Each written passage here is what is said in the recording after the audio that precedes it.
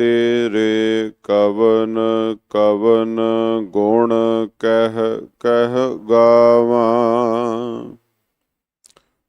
तू साहिब गुणी निधाना।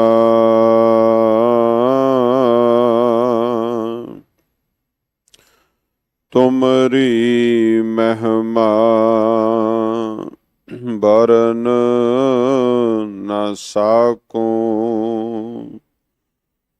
तू ठाकुर ऊच भगवाना। तुमरी महिमा बरन न साकूं। तू ठाकुर ऊच भगवाना।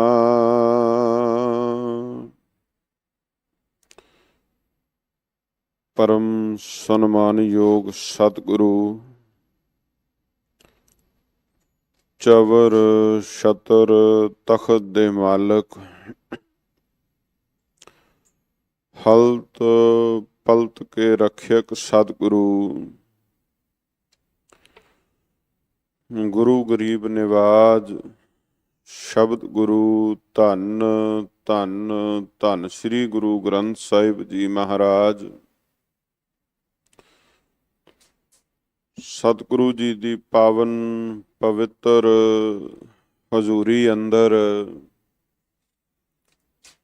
सत संगत रूप अंदर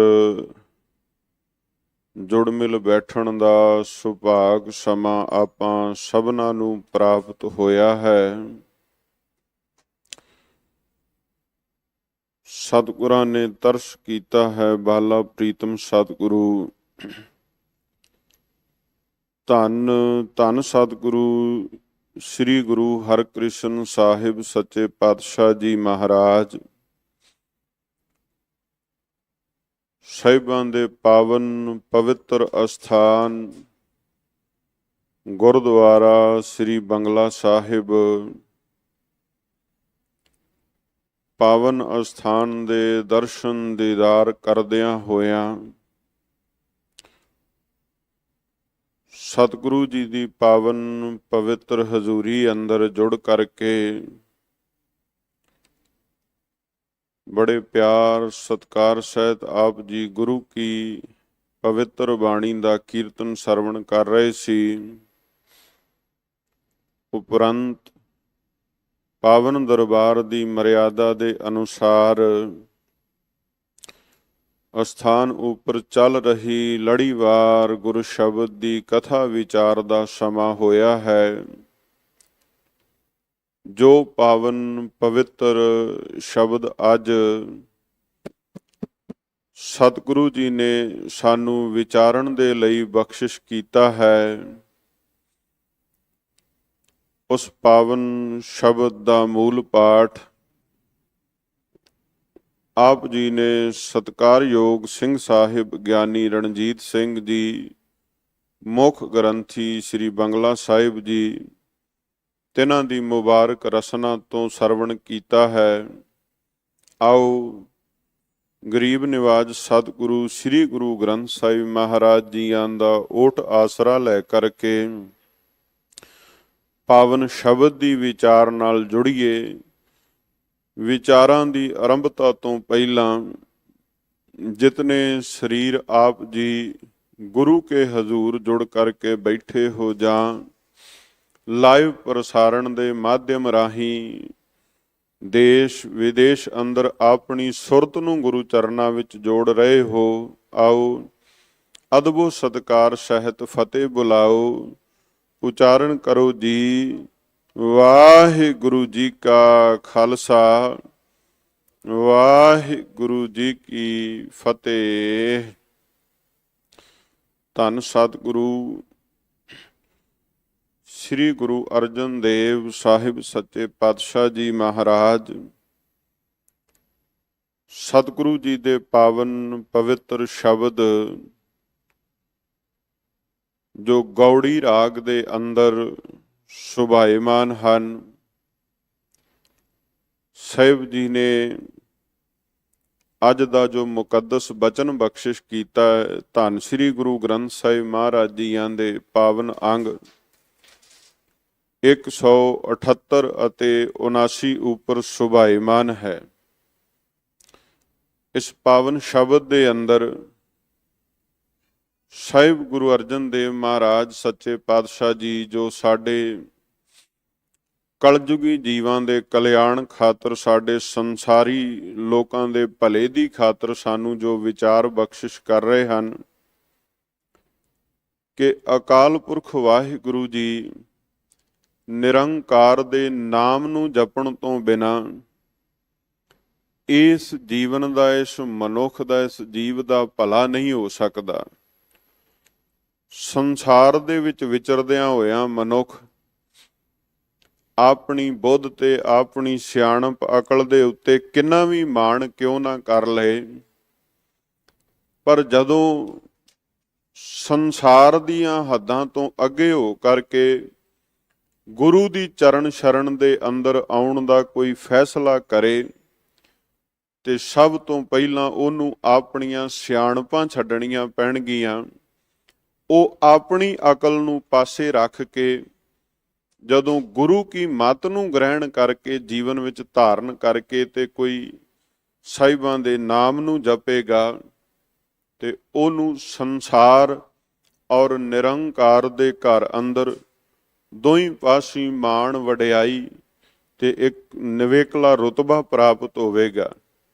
ਸਾਹਿਬ ਨੇ ਸ਼ਬਦ ਦੀ ਆਰੰਭਤਾ ਕੀਤੀ, ਬੜੇ ਪਿਆਰੇ ਬਚਨ ਕਹੇ, ਗੌੜੀ ਗੁਆਰੇਰੀ ਮਹੱਲਾ ਪੰਜਵਾ, ਅਨਿਕ ਜਤਨ ਨਹੀਂ ਹੋਤ ਛੁਟਾਰਾ, ਬਹੁਤ ਸਿਆਣਪ ਆਗਲ ਭਾਰਾ। ਗੌੜੀ ਰਾਗ ਦੇ ਅੰਦਰ ਧੰਨ ਗੁਰੂ ਅਰਜਨ ਦੇਵ ਸਾਹਿਬ ਸੱਚੇ ਪਾਤਸ਼ਾਹ ਮਹਾਰਾਜ ਜੀ ਕਿਰਪਾ ਕਰ ਰਹੇ ਹਨ। ਅਨੇਕ ਜਤਨ ਨਹੀਂ ਹੋਤ ਛੁਟਾਰਾ, ਸਿੱਧੇ ਅਖਰੀ ਅਰਥ ਕਿ ਅਨੇਕਾਂ ਯਤਨਾਂ ਦੇ ਨਾਲ ਵੀ ਇਹ ਜੀਵ ਤੇਰਾ ਛੁਟਕਾਰਾ ਨਹੀਂ ਹੋਵੇਗਾ। ਦੋ ਲਫ਼ਜ਼ ਆਏ, ਦੋ ਅੱਖਰ ਆਏ, ਇੱਕ ਯਤਨ ਤੇ ਦੂਸਰਾ ਛੁਟਾਰਾ ਭਾਵ ਛੁਟਕਾਰਾ। ਯਤਨ ਕਾਹਦੇ ਵਾਸਤੇ ਕਰਨਾ ਹੈ ਤੇ ਛੁਟਕਾਰਾ ਕਿਸ ਚੀਜ਼ ਤੋਂ ਪਾਉਣਾ ਹੈ। ਜੋ ਇਹ ਸ਼ਬਦ ਹੈ, ਇਸ ਸ਼ਬਦ ਤੋਂ ਪਹਿਲਾਂ ਜੋ ਵਿਚਾਰ, ਜੋ ਪ੍ਰਕਰਣ ਕੱਲ ਚੱਲਿਆ, ਉਹਦੇ ਵਿੱਚ ਮਾਇਆ ਦਾ ਜ਼ਿਕਰ ਆਇਆ ਕਿ ਅਕਾਲ ਪੁਰਖ ਵਾਹਿਗੁਰੂ ਜੀ ਨੇ ਇਸ ਸੰਸਾਰ ਦੇ ਉੱਪਰ ਜੀਵ ਨੂੰ ਪੈਦਾ ਕੀਤਾ ਔਰ ਜੀਵ ਦੇ ਆਲੇ ਦੁਆਲੇ ਜਦੋਂ ਸੰਸਾਰ ਵਿੱਚ ਮਨੁੱਖ ਵਿਚਰਿਆ ਤੇ ਉਹਨੇ ਮੋਹ ਮਾਇਆ ਦੀ ਇੱਕ ਫਾਈ ਨੂੰ ਆਪਣੇ ਆਲੇ ਦੁਆਲੇ ਜਿਹੜਾ ਸੀ ਉਹ ਸਿਰਜ ਲਿਆ। ਹਾਲਾਂਕਿ ਰਚਨਾ ਕਰਤਾ ਪੁਰਖ ਵਾਹਿਗੁਰੂ ਜੀ ਦੀ ਹੈ, ਪਰ ਮਨੁੱਖ ਦੇ ਮਨ ਅੰਦਰ ਇਸ ਮਾਇਆ ਦਾ ਪ੍ਰਭਾਵ ਇਸ ਕਦਰ ਵੱਧਦਾ ਚਲਿਆ ਗਿਆ ਕਿ ਮਨੁੱਖ ਨੇ ਪਰਮੇਸ਼ਰ ਤੋਂ, ਗੁਰੂ ਸਿਧਾਂਤ ਤੋਂ ਆਪਣੇ ਧਿਆਨ ਨੂੰ ਹਟਾ ਕੇ ਕੇਵਲ ਆਪਣੀ ਸੁਰਤ ਨੂੰ ਮਾਇਆ ਦੇ ਉੱਪਰ ਹੀ ਕੇਂਦਰਿਤ ਕਰ ਲਿਆ। ਮਾਇਆ ਦਾ ਅਰਥ ਕੇਵਲ ਪੈਸੇ, ਧਨ ਦੌਲਤ ਹੀ ਨਹੀਂ। ਸਿਆਣੇ ਵਿਦਵਾਨ ਸਤਿਪੁਰਖ ਕਹਿੰਦੇ ਨੇ ਹਰ ਉਹ ਸ਼ੈ ਮਾਇਆ ਹੈ ਜਿਸ ਸ਼ੈ ਦੇ ਹਿਰਦੇ ਵਿੱਚ ਹੋਇਆਂ ਤੁਹਾਨੂੰ ਰੱਬ ਭੁੱਲ ਜਾਵੇ, ਤੁਹਾਨੂੰ ਗੁਰੂ ਭੁੱਲ ਜਾਵੇ। ਉਹਦੇ ਵਿੱਚ ਤੁਹਾਡਾ ਧਨ ਆਵੇ, ਉਹਦੇ ਵਿੱਚ ਤੁਹਾਡਾ ਕੋਈ ਅਹੁਦਾ ਹੈ, ਉਹਦੇ ਵਿੱਚ ਤੁਹਾਡੇ ਧੀਆਂ ਪੁੱਤਰ ਨੇ। ਹਾਲਾਂਕਿ ਦੇਵਣ ਵਾਲਾ ਸਾਰਾ ਕੁਝ ਅਕਾਲ ਪੁਰਖ ਵਾਹਿਗੁਰੂ ਹੈ, ਪਰ ਜਦੋਂ ਗੁਰੂ ਦੇ ਕੋਲੋਂ ਜਾਂ ਰੱਬ ਜੀ ਦੇ ਕੋਲੋਂ, ਨਿਰੰਕਾਰ ਦੇ ਕੋਲੋਂ ਸਭ ਦਾਤਾਂ ਲੈ ਕੇ ਕੋਈ ਬੰਦਾ ਰੱਬ ਨੂੰ ਭੁਲਾ ਕੇ ਬਹਿ ਜਾਵੇ ਤਾਂ ਸਾਹਿਬ ਕਹਿੰਦੇ ਨੇ ਫਿਰ ਉਹ ਮਾਇਆ ਦੇ ਪ੍ਰਭਾਵ ਹੇਠ ਚਲਿਆ ਜਾਂਦਾ ਹੈ। ਔਰ ਇਹ ਸਾਡੀ ਸੰਸਾਰੀ ਲੋਕਾਂ ਦੀ ਬਿਰਤੀ ਹੈ। ਅਸੀਂ ਮੰਗਦੇ ਤਾਂ ਗੁਰੂ ਦੇ ਕੋਲੋਂ ਮੰਗਣਾ ਵੀ ਚਾਹੀਦਾ। ਸਿੱਖ ਨੂੰ ਕਿਤੇ ਮੰਗਣ ਤੋਂ ਮਨਾਹੀ ਨਹੀਂ ਕੀਤੀ ਗਈ, ਪਰ ਸਾਹਿਬ ਕਹਿੰਦੇ ਵੀ ਸਾਡੀ ਹਾਲਤ ਕੀ ਬਣ ਜਾਂਦੀ ਹੈ, ਦਾਤ ਪਿਆਰੀ ਵਿਸਰਿਆ ਦਾਤਾਰਾ। ਦਾਤ ਤਾਂ ਸਤਿਗੁਰੂ ਨੇ ਤਰਸ ਕੀਤਾ, ਗੁਰੂ ਨੇ ਕਿਰਪਾ ਕੀਤੀ, ਦਾਤਾਂ ਅਸੀਂ ਮੰਗੀਆਂ, ਸਾਨੂੰ ਪ੍ਰਾਪਤ ਹੋ ਗਈਆਂ। ਔਰ ਅਕਾਲ ਪੁਰਖ ਵਾਹਿਗੁਰੂ ਜੀ ਦਾ ਤੇ ਬਿਰਧ ਹੀ ਇਸ ਪ੍ਰਕਾਰ ਦਾ ਹੈ ਕਿ ਉਹ ਬਿਨ ਮੰਗਿਆਂ ਤੋਂ ਵੀ ਅਣਗਿਣਤ ਦਾਤਾਂ ਸਾਡੀ ਝੋਲੀ ਵਿੱਚ ਪਾਈ ਜਾ ਰਿਹਾ।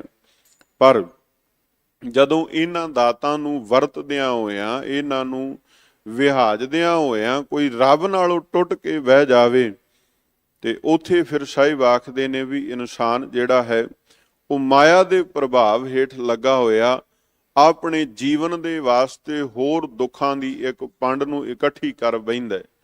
ਸਾਹਿਬ ਆਖਿਆ ਵੀ ਹੁਣ ਜੇ ਕੋਈ ਇਹ ਗੱਲ ਕਹੇ ਵੀ ਮੈਂ ਇਹਨਾਂ ਮਾਇਆ ਦੇ ਬੰਧਨਾਂ ਤੋਂ ਖਲਾਸੀ ਪਾਉਣੀ ਹੈ, ਅਨੇਕ ਯਤਨ ਨਹੀਂ ਹੋਤ ਛੁਟਾਰਾ।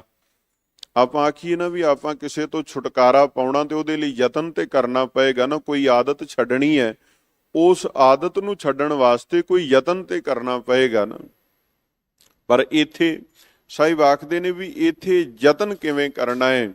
ਇੱਥੇ ਮਾਇਆ ਦੇ ਬੰਧਨਾਂ ਤੋਂ ਜਾਂ ਮਾਇਆ ਦੇ ਵਿੱਚ ਗ੍ਰਸੇ ਹੋਏ ਨੂੰ ਜਦੋਂ ਹੋਰ ਦੁੱਖ ਆ ਕੇ ਚੰਬੜ ਜਾਂਦੇ ਨੇ, ਜੇ ਕੋਈ ਇਹ ਯਤਨ ਕਰੇ ਵੀ ਮੈਂ ਇਹਨਾਂ ਬੰਧਨਾਂ ਤੋਂ, ਇਹਨਾਂ ਦੁੱਖਾਂ ਤੋਂ ਛੁਟਕਾਰਾ ਪਾਉਣਾ ਹੈ, ਤੇ ਸਾਹਿਬ ਆਖਿਆ ਭਲਿਆ ਉਹਦੇ ਵਾਸਤੇ ਤੈਨੂੰ ਗੁਰੂ ਦੀ ਸ਼ਰਨ ਵਿੱਚ ਆਉਣਾ ਪਏਗਾ। ਬੇਸ਼ੱਕ ਸੰਸਾਰੀ ਤੌਰ ਦੇ ਉੱਤੇ ਕਿਸੇ ਵੀ ਤਰ੍ਹਾਂ ਦਾ ਕੋਈ ਕਾਰੋਬਾਰ ਕੋਈ ਕਰੇ, ਕੋਈ ਸੰਸਾਰ ਵਿੱਚ ਵਿਚਰੇ, ਤੇ ਉਹ ਆਪਣੀ ਸਿਆਣਪ ਨੂੰ, ਆਪਣੀ ਬੁੱਧ ਨੂੰ ਅੱਗੇ ਰੱਖ ਕੇ ਤੁਰਦਾ ਇਨਸਾਨ। ਪਰ ਸਾਹਿਬ ਕਹਿੰਦੇ ਇੱਥੇ ਨਹੀਂ। ਇੱਥੇ ਕੀ ਹੁੰਦਾ ਹੈ, ਬਹੁਤ ਸਿਆਣਪ ਆਗਲ ਭਾਰਾ। ਜਦੋਂ ਗੁਰੂ ਦੇ ਦਰਬਾਰ ਵਿੱਚ ਆ ਕੇ ਗੁਰੂ ਦੀ ਸਿੱਖਿਆ ਨੂੰ ਗ੍ਰਹਿਣ ਕੀਤੇ ਤੋਂ ਬਿਨਾਂ ਕੋਈ ਇਨਸਾਨ, ਕੋਈ ਸਿੱਖ ਇਹ ਦਾਅਵਾ ਕਰੇ ਵੀ ਮੈਂ ਆਪਣੇ ਆਪ ਸਾਰਾ ਕੁਝ ਕਰ ਲਵਾਂਗਾ, ਸਾਹਿਬ ਕਹਿੰਦੇ ਫਿਰ ਹੁੰਦਾ ਪਤਾ ਕੀ ਹੈ, ਇਹ ਹੋ ਜਾਂਦਾ ਹੈ ਵੀ ਕੁਝ ਛੁੱਟਦਾ ਤੇ ਨਹੀਂ, ਸਗੋਂ ਦੁੱਖਾਂ ਦੇ ਕਰਕੇ ਉਹ ਇਨਸਾਨ ਹੋਰ ਜਿਹੜਾ ਹੈ ਵੱਡੀ ਪੰਡ ਇਕੱਠੀ ਕਰ ਬੈਠਦਾ। ਆਪਾਂ ਰੋਜ਼ ਇੱਕ ਬਚਨ ਪੜ੍ਹਦੇ ਹਾਂ, ਗੁਰੂ ਦਰਬਾਰ ਦਾ, ਗੁਰੂ ਦੀ ਮਰਿਆਦਾ ਦਾ ਇੱਕ ਨਿਯਮ ਹੈ, ਸਹਿਸ ਸਿਆਣਪਾ ਲੱਖ ਹੋਏ ਤਾਂ ਇੱਕ ਨਾ ਚੱਲੇ ਨਾਲ। ਇੱਥੇ ਚਤੁਰਾਈਆਂ ਨਹੀਂ, ਇੱਥੇ ਸਿਆਣਪ ਦਾ ਅਰਥ ਇਹ ਨਹੀਂ ਹੈ ਵੀ ਸਿੱਖ ਨੇ ਆਪਣੀ ਅਕਲ ਨੂੰ ਗਵਾ ਦੇਣਾ। ਨਹੀਂ ਭਾਈ, ਸਿੱਖ ਅਕਲਵਾਨ ਹੋਵੇ, ਸਿੱਖ ਬੁੱਧੀਵਾਨ ਹੋਵੇ, ਸਿੱਖ ਵਿਵੇਕ ਬੁੱਧ ਦਾ ਮਾਲਕ ਹੋਵੇ, ਪਰ ਸਿੱਖ ਦੇ ਹਿਰਦੇ ਵਿੱਚ ਇਦਾਂ ਦੀ ਚਤੁਰਾਈ ਨਾ ਹੋਵੇ ਵੀ ਸਿੱਖ ਕਹੇ ਵੀ ਮੈਂ ਸਿਆਣਾ ਤੇ ਦੂਜੇ ਕਿਸੇ ਨੂੰ ਪਤਾ ਹੀ ਕੁਝ ਨਹੀਂ। ਇਦਾਂ ਦੀ ਅਕਲ ਸਿੱਖ ਲੈ ਕੇ ਗੁਰਦੁਆਰੇ ਗੁਰੂ ਕੋਲ ਨਾ ਆਵੇ ਵੀ ਜੋ ਮੈਂ ਕਰਾਂਗਾ ਉਹ ਠੀਕ ਹੈ ਤੇ ਜੋ ਮੈਂ ਕਰ ਲਿਆ ਉਹਦੇ ਬਾਰੇ ਕਿਹੜਾ ਗੁਰੂ ਨੂੰ ਪਤਾ ਲੱਗ ਜਾਣਾ ਹੈ। ਸਾਹਿਬ ਕਹਿੰਦੇ ਭਾਈ ਨਹੀਂ, ਆਪਣੀ ਸਿਆਣਪ ਨਹੀਂ, ਆਪਣੀ ਸਿਆਣਪ ਦੇ ਨਾਲ ਸੰਸਾਰ ਵਿੱਚ ਵਿਚਰਦਾ ਹੋਇਆ ਬੰਦਾ ਚਾਰ ਛਿੱਲੜਾਂ ਵੱਧ ਘੱਟ ਕਮਾ ਸਕਦਾ ਹੈ। ਪਰ ਜੇ ਤੁਸੀਂ ਧਰਮ ਕਮਾਉਣ ਦੀ ਗੱਲ ਕਰੋ, ਜੇ ਤੁਸੀਂ ਗੁਰੂ ਕੀ ਬਾਣੀ ਦੇ ਅਨੁਸਾਰ ਗੱਲ ਕਰੋ, ਤਾਂ ਸਾਹਿਬ ਕਹਿੰਦੇ ਨੇ ਇੱਥੇ ਤਾਂ ਅਵਸਥਾ, ਇੱਥੇ ਤਾਂ ਹਾਲਤ ਇਹ ਹੈ, ਸਿਆਣੇ ਬੰਦੇ ਦੀ ਚਤੁਰਾਈ ਨਾ ਚਤੁਰਭੁਜ ਪਾਈ ਹੈ। ਇਹ ਰੱਬ ਚਤੁਰਾਈਆਂ ਦੇ ਨਾਲ ਕਦੇ ਨਹੀਂ ਰੀਝਦਾ। ਅਸੀਂ ਯਤਨ ਕੀ ਕਰਨਾ ਹੈ ਕਿ ਜੋ ਦੁੱਖ, ਜੋ ਵਿਕਾਰ ਮਾਇਆ ਦੇ ਪ੍ਰਭਾਵ ਹੇਠ ਸਾਡੇ ਜੀਵਨ ਵਿੱਚ ਘਰ ਕਰ ਗਏ, ਉਹਨਾਂ ਤੋਂ ਛੁਟਕਾਰਾ ਪਾਉਣਾ ਹੈ। ਪਰ ਉਹਨਾਂ ਤੋਂ ਛੁਟਕਾਰੇ ਦਾ ਇੱਕੋ ਇੱਕ ਤਰੀਕਾ ਹੈ ਕਿ ਅਸੀਂ ਆਪਣੀ ਸਿਆਣਪ ਨੂੰ ਛੱਡ ਕੇ ਗੁਰੂ ਦੀ ਮੱਤ ਨੂੰ ਗ੍ਰਹਿਣ ਕਰ ਲਈਏ। ਔਰ ਆਪਾਂ ਸੁਖਮਨੀ ਸਾਹਿਬ ਜੀ ਦੇ ਅੰਦਰ ਸਤਿਗੁਰੂ ਜੀ ਦਾ ਇੱਕ ਬਚਨ ਪੜ੍ਹਦੇ ਹਾਂ। ਸਾਹਿਬ ਨੇ ਸਪਸ਼ਟ ਬੋਲ ਕੇ ਤਜਹੋ ਸਿਆਣਪ ਸੁਰ ਜਨੋ ਸਿਮਰੋ ਹਰ ਹਰ ਰਾਏ, ਏਕ ਆਸ ਹਰ ਮਨ ਰਖੋ ਨਾਨਕ ਦੁਖ ਭਰਮ ਭਉ ਜਾਏ। ਵੇਖੋ ਸਾਹਿਬ ਨੇ ਸੁਰ ਜਨ ਅੱਖਰ ਵਰਤਿਆ, ਸੁਰ ਨਾਮ ਹੈ ਸਿਆਣੇ ਦਾ। ਸਾਹਿਬ ਕਹਿੰਦੇ ਭਲਿਆ ਤੂੰ ਸੰਸਾਰ ਵਿੱਚ ਸਿਆਣਾ ਹੋਵੇ, ਮੁਬਾਰਕ ਹੈ, ਤੇਰੇ ਕੋਲ ਅਕਲ ਚਾਹੀਦੀ ਹੈ, ਤੈਨੂੰ ਚੰਗੇ ਮਾੜੇ ਦੀ ਸਮਝ ਹੋਣੀ ਚਾਹੀਦੀ ਹੈ। ਪਰ ਜੇ ਤੂੰ ਇਹ ਕਹੇ ਵੀ ਇਹ ਸਿਆਣਪ, ਇਹ ਅਕਲ ਮੈਂ ਗੁਰੂ ਦਰਬਾਰ ਵਿੱਚ ਆ ਕੇ ਵਰਤਣੀ, ਇੱਥੇ ਚਲਾਕੀਆਂ ਦੇ ਰੂਪ ਵਿੱਚ ਉਸ ਅਕਲ ਨੂੰ ਤੂੰ ਚਲਾਕੀ ਵਾਲੇ ਪਾਸੇ ਲੈ ਜਾਵੇਂ, ਚਤੁਰਾਈ ਵਾਲੇ ਪਾਸੇ ਲੈ ਜਾਵੇਂ, ਤੇ ਤੇਰਾ ਕੋਈ ਭਲਾ ਹੋ ਸਕੇਗਾ ਨਹੀਂ। ਸਾਹਿਬ ਨੇ ਸਪਸ਼ਟ ਕਿਹਾ ਵੀ ਐਦਾਂ ਦੀ ਅਕਲ, ਐਸੀ ਆਪਣੀ ਸਿਆਣਪ ਨੂੰ ਛੱਡ ਜਿਹਦੇ ਵਿੱਚ ਤੈਨੂੰ ਹੰਗਤਾ ਹੈ, ਜਿਹਦੇ ਵਿੱਚ ਤੂੰ ਕਹੇ ਵੀ ਮੈਂ ਕੁਝ ਕਰ ਸਕਦਾ। ਸਾਹਿਬ ਕਹਿੰਦੇ ਉਸ ਸਿਆਣਪ ਨੂੰ ਛੱਡ ਕੇ ਸਿਮਰੋ ਹਰ ਹਰ ਰਾਹੇ, ਹਰੀ ਅਕਾਲ ਪੁਰਖ ਵਾਹਿਗੁਰੂ ਜੀ ਦਾ ਧਿਆਨ ਕਰ, ਉਹਨੂੰ ਚੇਤੇ ਵਿੱਚ ਲੈ ਕੇ ਆ, ਔਰ ਸਾਹਿਬ ਕਹਿੰਦੇ ਏਕ ਆਸ ਹਰ ਮਨ ਰੱਖੋ, ਕੇਵਲ ਇੱਕ ਅਕਾਲ ਪੁਰਖ ਵਾਹਿਗੁਰੂ ਜੀ ਦੀ ਆਸ, ਹੋਰ ਦੂਜੀ ਕਿਸੇ ਦੀ ਨਹੀਂ। ਗੁਰੂ ਦੀ ਆਸ ਹੋਵੇ, ਨਿਰੰਕਾਰ ਦੀ ਆਸ ਹੋਵੇ ਸਿੱਖ ਦੇ ਮਨ ਵਿੱਚ। ਸਾਹਿਬ ਕਹਿੰਦੇ ਜਦੋਂ ਇਦਾਂ ਦੀ ਹਾਲਤ ਹੋਵੇਗੀ, ਜਦੋਂ ਇਦਾਂ ਦਾ ਜੀਵਨ ਬਣ ਜਾਵੇਗਾ, ਜਦੋਂ ਸੁਰਤ ਇਵੇਂ ਦੀ ਹੋਵੇਗੀ, ਤਾਂ ਯਕੀਨਨ ਬਾਤ ਹੈ ਨਾਨਕ ਦੁੱਖ ਭਰਮ ਭਉ ਜਾਏ। ਫਿਰ ਉਹ ਮਾਇਆ ਦੇ ਪ੍ਰਭਾਵ ਕਾਰਨ ਵਧੇ ਹੋਏ ਦੁੱਖ ਹੋਵਣ, ਉਹ ਜੰਮਣ ਮਰਨ ਦੇ ਗੇੜ ਦਾ ਦੁੱਖ ਹੋਵੇ, ਉਹ ਕਿਸੇ ਪ੍ਰਕਾਰ ਦਾ ਕੋਈ ਭਰਮ, ਕੋਈ ਤੌਖਲਾ ਹੋਵੇ, ਜਦੋਂ ਗੁਰੂ ਕੀ ਮਾਤੀ ਗ੍ਰਹਿਣ ਕਰ ਲਈ ਉਹ ਸਾਰਾ ਕੁਝ ਜੀਵਨ ਵਿੱਚੋਂ ਖਤਮ ਹੋ ਜਾਵੇਗਾ।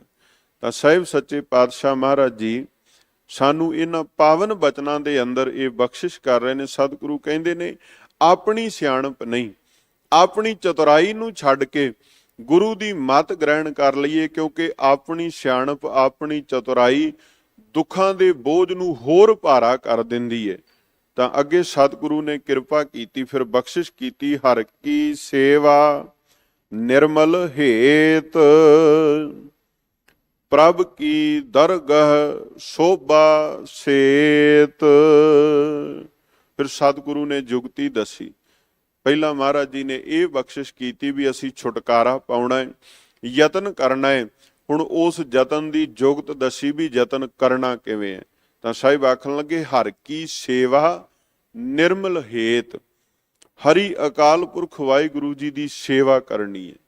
ਸੇਵਾ ਕਰਨ ਤੋਂ ਭਾਵ ਕਿ ਉਹਦੇ ਨਾਮ ਨੂੰ ਜਪਣਾ ਹੈ, ਉਹਦੇ ਬੰਦਗੀ ਕਰਨੀ ਹੈ, ਵਾਹਿਗੁਰੂ ਕਰਤਾ ਪੁਰਖ ਜੀ ਦੇ ਯਾਦ ਵਿੱਚ ਜੁੜਨਾ ਹੈ। ਇਹ ਹਰੀ ਅਕਾਲ ਪੁਰਖ ਵਾਹਿਗੁਰੂ ਜੀ ਦੀ ਸੇਵਾ ਹੈ। ਇੱਕ ਹੈ ਗੁਰੂ ਦੀ ਸੇਵਾ, ਇੱਕ ਗੁਰਦੁਆਰੇ ਵਿੱਚ ਆ ਕੇ ਕੀਤੀ ਹੋਈ ਸੇਵਾ, ਤੇ ਇੱਕ ਹੈ ਜਿਹੜੀ ਮਨ ਦੇ ਨਾਲ ਪ੍ਰਭੂ ਦੇ ਨਾਮ ਨੂੰ ਜਪਣ ਦੀ ਸੇਵਾ ਹੈ।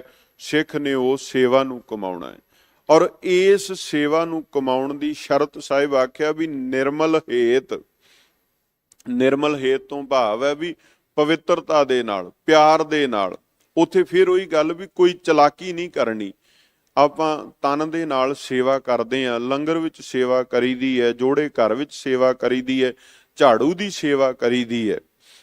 ਉੱਥੇ ਹੋ ਸਕਦਾ ਵੀ ਇਦਾਂ ਕਰੀਏ ਵੀ ਚੱਲ ਮੈਂ ਕਿਸੇ ਦੇ ਕੋਲੋਂ ਬਾਲਟੀ ਫੜ ਕੇ ਮੈਂ ਵਰਤਾ ਲਵਾਂ, ਕਿਸੇ ਦੀ ਵਾਰੀ ਮੈਂ ਮਲ ਕੇ ਬਹਿ ਜਾਵਾਂ। ਸਾਹਿਬ ਆਖਦੇ ਨੇ ਇਹ ਤਨ ਦੇ ਨਾਲ ਕੀਤੀਆਂ ਹੋਈਆਂ ਚਤੁਰਾਈਆਂ, ਚਲਾਕੀਆਂ ਪ੍ਰਵਾਨ ਨਹੀਂ ਹੈ। ਇੱਥੇ ਨਿਰਮਲਤਾਈ, ਪਵਿੱਤਰਤਾ ਚਾਹੀਦੀ ਹੈ, ਜਿਹਨੂੰ ਸਾਹਿਬ ਨੇ ਬਾਣੀ ਅੰਦਰ ਇਉਂ ਬਖਸ਼ਿਸ਼ ਕੀਤਾ ਹੈ। ਸਾਹਿਬ ਆਖਦੇ ਨੇ ਸੇਵਾ ਕਰਤ ਹੋਏ ਨਿਹਕਾਮੀ, ਤਿਸ ਕੋ ਹੋਤ ਪ੍ਰਾਪਤ ਸੁਆਮੀ। ਸਿੱਧੇ ਤੇ ਸਰਲ ਅਰਥ ਭਾਈ, ਤੂੰ ਹਰੀ ਦੀ ਸੇਵਾ ਵਿੱਚ ਜੁੜਨਾ ਹੈ, ਭਾਵ ਤੂੰ ਨਾਮ ਜਪਣ ਵਿੱਚ ਜੁੜਨਾ ਹੈ, ਤੂੰ ਬੰਦਗੀ ਭਗਤੀ ਕਰਨੀ ਹੈ, ਤੂੰ ਕਿਸੇ ਵੀ ਪ੍ਰਕਾਰ ਗੁਰੂ ਦੇ ਸਿਧਾਂਤ ਦੇ ਉੱਪਰ ਚੱਲਣ ਦਾ ਯਤਨ ਕਰਨਾ ਹੈ ਨਾ, ਤੇ ਯਾਦ ਰੱਖੀ ਤੇਰੇ ਹਿਰਦੇ ਵਿੱਚ ਨਿਰਮਲ ਹੇਤ, ਪਵਿੱਤਰਤਾ, ਪਿਆਰ ਹੋਣੀ ਚਾਹੀਦੀ। ਤੇਰੇ ਜੀਵਨ ਦੇ ਅੰਦਰ ਇਸ ਕਦਰ ਸਮਝ ਤੇ ਸੂਝ ਆ ਜਾਣੀ ਚਾਹੀਦੀ ਹੈ ਕਿ ਗੁਰੂ ਦਰਬਾਰ ਦੇ ਅੰਦਰ ਵਿਚਰਦਿਆਂ ਹੋਇਆਂ ਇੱਥੇ ਮਨ ਦੀ ਭਾਵਨਾ ਨੂੰ ਸ਼ੁੱਧ ਰੱਖਣਾ ਪਵੇਗਾ। ਜੇ ਮਨ ਦੀ ਭਾਵਨਾ ਸ਼ੁੱਧ ਹੈ, ਜੇ ਆਪਾਂ ਸੇਵਾ ਕਰ ਰਹੇ ਹਾਂ, ਸਿਮਰਨ ਕਰ ਰਹੇ ਹਾਂ, ਤੇ ਉਹਦੇ ਅੰਦਰ ਸਾਡਾ ਮਨੂਆ ਟਿਕਿਆ ਹੋਇਆ ਹੈ, ਅਸੀਂ ਕਿਸੇ ਤਰ੍ਹਾਂ ਦਾ ਕੋਈ ਛਲ ਤੇ ਫਰੇਬ ਨਹੀਂ ਵਿਖਾ ਰਹੇ।